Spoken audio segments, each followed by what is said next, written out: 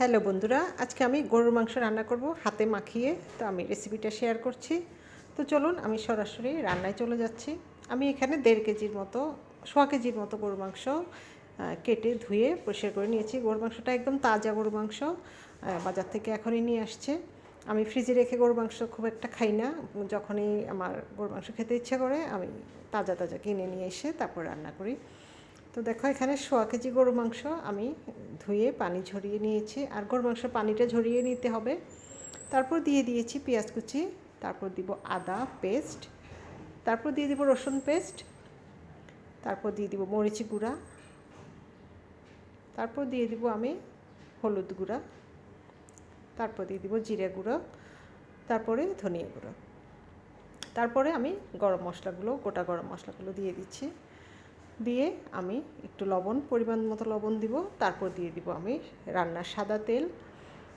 তারপরে আমি হাত দিয়ে খুব ভালো করে গরুর মাংসটাকে মাখিয়ে নেব।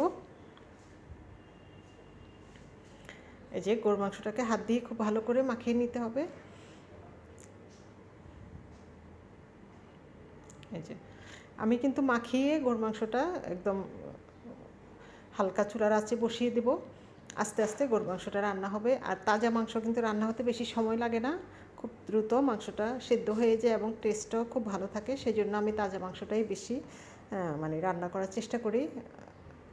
এই যে দেখো আমি মাখিয়ে নিয়েছি। আর আমি একটু মরিচ একটু বেশি দিয়েছি, কারণ গরুর মাংস একটু ঝাল ঝাল খেতে ভালো লাগে। এই যে আমার মাখানো হয়ে গিয়েছে। এখন আমি ঢাকনা দিয়ে চুলায় বসিয়ে দেব। এই যে দেখো আমি বসিয়ে দিয়েছি। এখন চুলার আঁচে, হালকা আঁচে মাংসটা রান্না হবে। এই যে কষিয়ে কষিয়ে মাংসটাকে রান্না করতে হবে। তারপরেও দেখো অনেক পানি বের হয়েছে গরুর মাংস থেকে। গরুর মাংসের পানি দিয়েই গরুর মাংসটা সিদ্ধ হয়ে যাবে। যে পানিটা বের হয়েছে সেই পানি দিয়ে গরুর মাংসটা সিদ্ধ হয়ে যাবে। এই যে আমি কষিয়ে নিচ্ছি ভালো করে।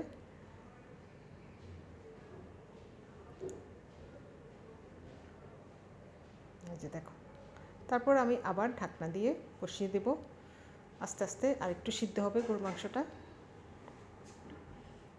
এই যে দেখো, এখন আমি আবার ঢাকনা তুলে আবার কিছুক্ষণ নেড়ে চেড়ে তারপর আমি পানি দিয়ে দেব। গরুর মাংসটা অনেক ভালো ছিল, মানে সিনার মাংস। তারপরে মাংসটাও খুব ভালোই ছিল বাজার থেকে আজকে যে মাংসটা নিয়ে আসছে। তারপরে এখন আমি দেখো পানি দিয়ে ঝোল দিয়ে দিব। যে গরম পানি, আমি ফুটানো পানি দিচ্ছি। আর গরু মাংস সবসময় ফুটানো পানি দেওয়ার চেষ্টা করবে, আরও তাড়াতাড়ি তাহলে সিদ্ধ হয়ে যাবে এবং টেস্টও খুব ভালো হবে। এই যে এখন আমি ঝোল দিয়ে দিয়েছি পরিমাণ মতো পানি দিয়ে। এখন আমি হালকা আঁচে চুলায় ঢাকনা দিয়ে বসিয়ে দেব। এই যে ঢাকনা দিয়ে বসিয়ে দিয়েছি। তারপরে প্রায় 15-20 মিনিট পরে এই যে দেখো ঢাকনাটা তুলে মাংসটা একদম নরম হয়ে গিয়েছে, সিদ্ধ হয়ে গিয়েছে। এখন এখানে আমি জিরা আর একটু পাঁচফোড়ন, মিক্স পাঁচফোড়ন মশলাটা চুলায় টেলে আমি গুঁড়ো করে নিয়েছি। নিয়ে আমি মশলাটা দিয়ে দিয়েছি নামানোর আগে।